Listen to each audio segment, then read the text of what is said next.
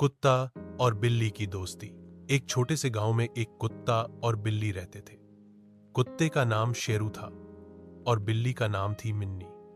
आमतौर पर कुत्ते और बिल्ली में दुश्मनी मानी जाती है, लेकिन शेरू और मिन्नी की कहानी कुछ अलग थी।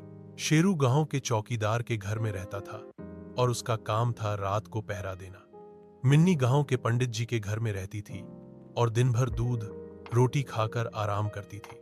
दोनों का रास्ता अक्सर गांव के कुएं के पास मिलता, जहां वे पानी पीने आते। शुरुआत में जब भी शेरू मिन्नी को देखता, वह भौंकने लगता और मिन्नी फुर्ती से पेड़ पर चढ़ जाती।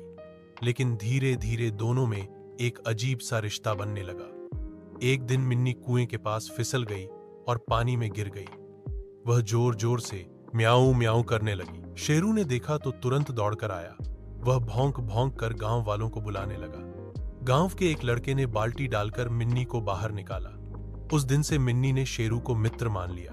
अब वे रोज मिलते, साथ खेलते और कुएं के किनारे बैठकर बातें करते। गांव के लोग भी उनकी दोस्ती को देखकर हैरान होते। बच्चे उन्हें प्यार से दोस्ती की जोड़ी कहते थे। एक बार गांव में कुछ चोर घुस आए।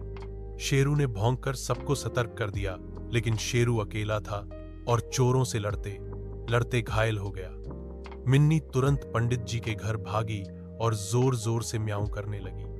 पंडित जी समझ गए कि कुछ गड़बड़ है और जब लोग पहुंचे तो शेरू को समय पर बचा लिया गया।